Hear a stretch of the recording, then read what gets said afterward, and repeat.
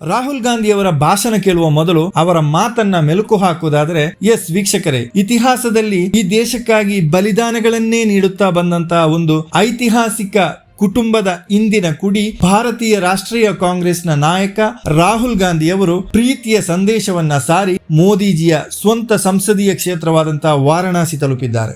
ವಾರಣಾಸಿಯಲ್ಲಿ ರಾಹುಲ್ ಗಾಂಧಿಯವರಿಗೆ ಅಪೂರ್ವ ಮತ್ತು ಅದ್ಭುತ ಜನಬೆಂಬಲ ಕೂಡ ಕಂಡು ಬಂದಿದೆ. ನನ್ನ ಯಾತ್ರೆಯಾದ್ಯಂತ ದೇಶದ ಜನರು ಅತ್ಯಂತ ಪ್ರೀತಿಯಿಂದ ಜತೆ ಸೇರಿದ್ದಾರೆ. ಅದರಲ್ಲಿ ಬಿಜೆಪಿ RSS ನವರು ಕೂಡ ಇದ್ದರು ಮತ್ತು ಅವರೆಲ್ಲರಿಗೂ ಪ್ರೀತಿ ಬೇಕಾಗಿದೆ, ದ್ವೇಷವಲ್ಲ. ರಾಷ್ಟ್ರದ ಜನರ ಮಧ್ಯೆ ದ್ವೇಷ ಹುಟ್ಟುಹಾಕಿ ಜಗಳ ಕಾಯುವವ ನಿಜವಾಗಿ ದೇಶವನ್ನ ಬಡವಾಗಿಸಿ ರಾಷ್ಟ್ರದ್ರೋಹದ ಕೆಲಸ ಮಾಡುತ್ತಾರೆ. ರಾಷ್ಟ್ರದ ಜನರ ಮಧ್ಯೆ ಪ್ರೀತಿ ವಿಶ್ವಾಸ ಮೂಡಿಸಿ ರಾಷ್ಟ್ರವನ್ನು ಬಲವಾಗಿಸುವವನೇ ನಿಜವಾದ ದೇಶಪ್ರೇಮಿ ಅಂತ ರಾಹುಲ್ ಗಾಂಧಿ ವಾರಣಾಸಿಯಲ್ಲಿ ತನ್ನ ಸಂದೇಶವನ್ನ ನೀಡಿದ್ದಾರೆ. ಲಕ್ಷಾಂತರ ಖರ್ಚು ಮಾಡಿ ಕಲಿತರೂ ಕೂಡ ಇಂದು ಜನರಿಗೆ ಉದ್ಯೋಗ ಸಿಗುತ್ತಿಲ್ಲ. GST ಮತ್ತು ನೋಟ್ ನಿಷೇಧದಿಂದ ನಯಾ ಪೈಸೆಯ ಲಾಭ ಈ ದೇಶಕ್ಕಾಗಿಲ್ಲ, ಈ ದೇಶದ ಜನರಿಗಾಗಿಲ್ಲ. ಕಡು ಬಡವ ಮತ್ತು ಆಗರ್ಭ ಶ್ರೀಮಂತ ಯಾವುದೇ ವಸ್ತುಗಳನ್ನು ಖರೀದಿಸುವಾಗ ಒಂದೇ ತರದ GSTಯನ್ನ ಪಾವತಿಸಬೇಕಾಗುತ್ತದೆ. ಜನರ ಮಧ್ಯೆ ಭಾರೀ ತಾರತಮ್ಯ ಇದೆ ಎಂದು ಹರಿಹಾಯ್ದರು. ವಿಶೇಷವಾಗಿ ಸ್ಥಳದಲ್ಲಿ ಸೇರಿದ್ದಂತಹ ಮಾಧ್ಯಮ ಮಿತ್ರರನ್ನ ತೋರಿಸಿಕೊಂಡು ಆ ಚಾನೆಲ್ಗಳ ಹೆಸರನ್ನ ಹೇಳಿ ಅವರು ದಿನದ 24 ಗಂಟೆ ಮೋದಿಯನ್ನೇ ತೋರಿಸ್ತಿದ್ದಾರೆ. ಐಶ್ವರ್ಯ ರೈ ಮತ್ತು ಅಮಿತಾಬ್ ಬಚ್ಚನ್ರನ್ನ ತೋರಿಸ್ತಿದ್ದಾರೆ. ದೇಶದ ಜನರ ಸಮಸ್ಯೆಯಾಗಲಿ ದೇಶ ಬಡವಾಗುತ್ತಿರುವ ಬಗ್ಗೆ ಆಗಲಿ ಮಾತನಾಡುತ್ತಿಲ್ಲ, ಚರ್ಚೆಯನ್ನ ಮಾಡುತ್ತಿಲ್ಲ ಎಂದು ಮಾಧ್ಯಮಗಳ ವಿರುದ್ಧ ಹರಿಹಾಯ್ದರು. ವೀಕ್ಷಕರೇ, ರಾಹುಲ್ ಗಾಂಧಿ ಅವರು ವಾರಣಾಸಿಯಲ್ಲಿಂದು ನೀಡಿದಂತಹ ಸಂದೇಶವನ್ನ ನೀವು पूर्णವಾಗಿ ಕೇಳಿ. सभी अपने साथियों से आग्रह है, कृपया शांत हो जाएं। अब राहुल जी आपको संबोधित करेंगे। आपके बीच में अपने प्रिय नेता, हम सबके दिलों की धड़कन राहुल जी संबोधित करेंगे। कृपया शांत रहिए, सुनिए बातों को, सुनिए। हर हर हर हर हर हर लीजिए, जोड़ो जोड़ो जोड़ो जोड़ो जोड़ो जोड़ो लीजिए।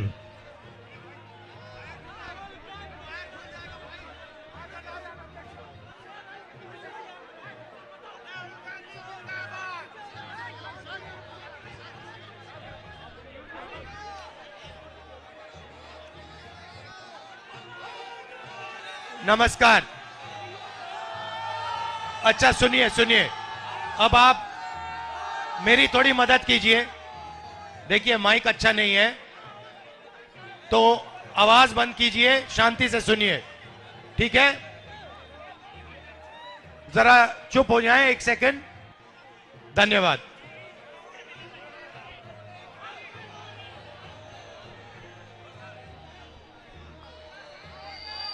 एक साल हुए मैं भारत जोड़ो यात्रा पे कन्याकुमारी से कश्मीर तक पैदल गया। 4000 किलोमीटर। भैया CRPF वाले थोड़ा रिलैक्स करो भाई, शांत हो जाइए आप भैया, शांत हो जाइए प्लीज। तो 4000 किलोमीटर मैं पैदल चला, हजारों लोग हमारे साथ। इसको खींचो मत, हेलो खींचो मत इसको। 4000 किलोमीटर हम चले, हजारों लोगों से मिला और आपने देखा होगा कि लाखों लोग उस यात्रा पे चले। यात्रा में कोई गिरता था, धक्का लगता था, जैसे अभी लग रहा है, कोई गिरता था, एकदम भीड़ उसको उठा लेती थी, भीड़ उसकी रक्षा करती थी। किसान आए, मजदूर आए, व्यापारी, छोटे व्यापारी आए, बेरोजगार युवा आए, उन्होंने अपनी बात रखी। उनके दिल में जो दर्द था,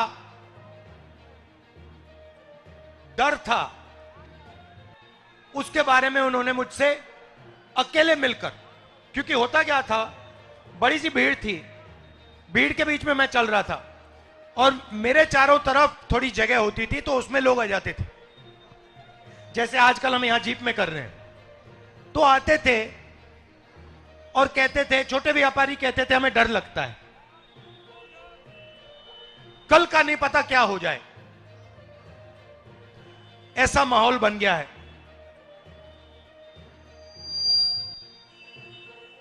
पूरी यात्रा में मैंने नफरत कहीं नहीं देखी।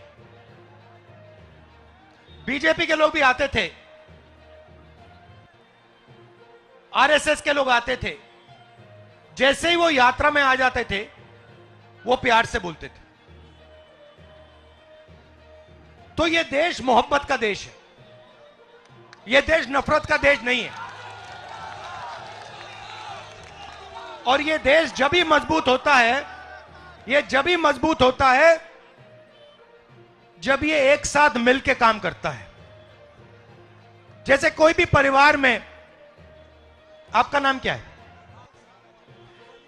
बलिया से प्रभात सिंह जी। अगर आपके परिवार में भाई भाई के बीच में लड़ाई हो जाती है तो परिवार मजबूत होता है, कमजोर होता है? बोलिए बोलिए। कमजोर होता है, कमजोर होता है। तो अगर देश में भाई भाई से लड़ जाए तो देश मजबूत होगा, कमजोर होगा? कमजोर होगा। तो सबसे बड़ी देशभक्ति क्या होती है? देश को एक साथ करना, एकजुट करना। तो देश को एक साथ करना, एकजुट करना, जोड़ना ही इस देश की देशभक्ति है। और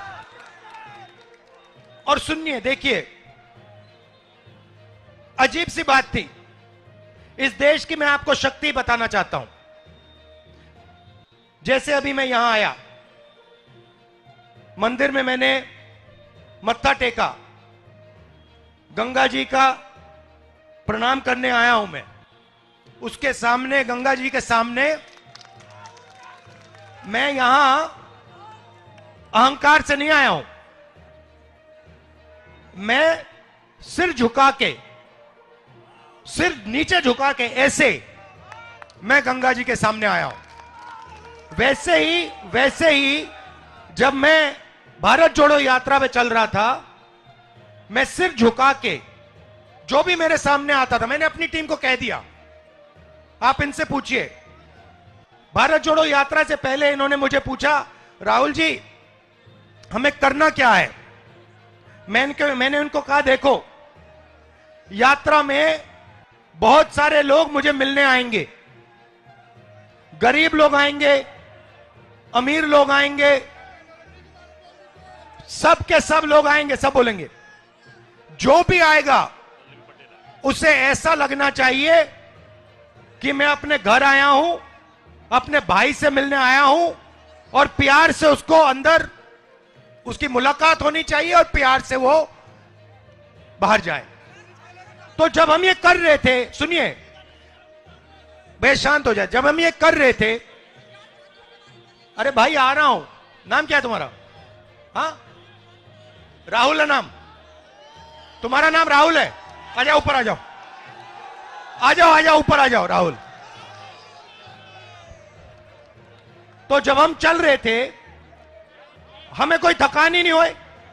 सुबह 6 बजे शुरू, शाम के 7 बजे खत्म होती थी, 12 घंटे चलते थे, कोई थकान नहीं। क्यों? क्योंकि देश की शक्ति हमारे साथ उस यात्रा में थी। क्या नाम है तुम्हारा? नाम क्या है तुम्हारा? यहां बैठ जाओ, आ जाओ, ऊपर आ जाओ। अरे आ जाओ भाई, बैग तो छीनेंगे वो, उनको भी अपना काम करना है। यहां बैठ जाओ।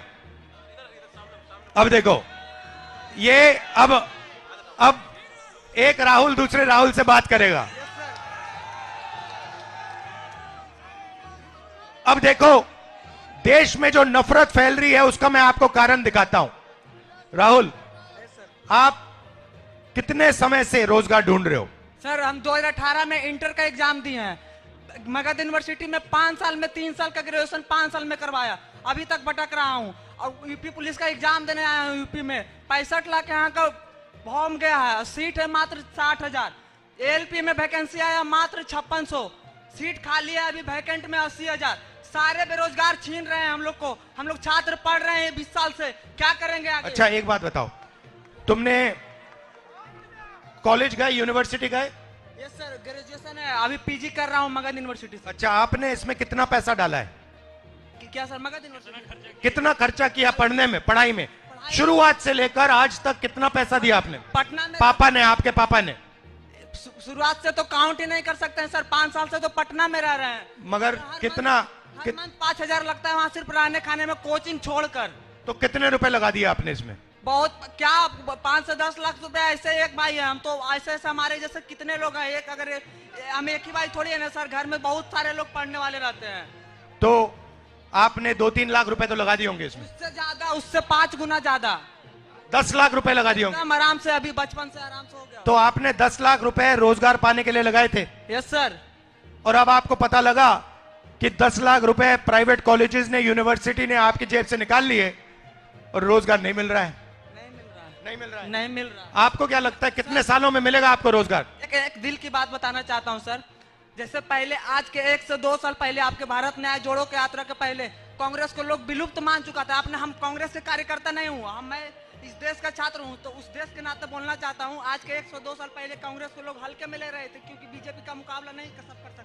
लेकिन उसके बाद जैसे आपकी भारत जाए जोड़ो की यात्रा स्टार्ट हुई है, लोग आपको मैच्योरिटी से, गंभीरता से लेते हैं। नहीं सुनो, वो सब ठीक है, मगर अभी हम बेरोजगारी की बात कर रहे हैं। हाँ, तो आपसे उम्मीद, पूरा बात सुनिए ना सर, आपसे पूरा लोगों को उम्मीद है, बिहार के पूरा लोगों को उम्मीद आपसे। हम जहां तक हम सुन के पाते हैं, आपसे इस बार के इलेक्शन में पूरा उम्मीद है और चाहते हैं नरेंद्र मोदी की सरकार बदले और छात्र बेरोजगारों को हित।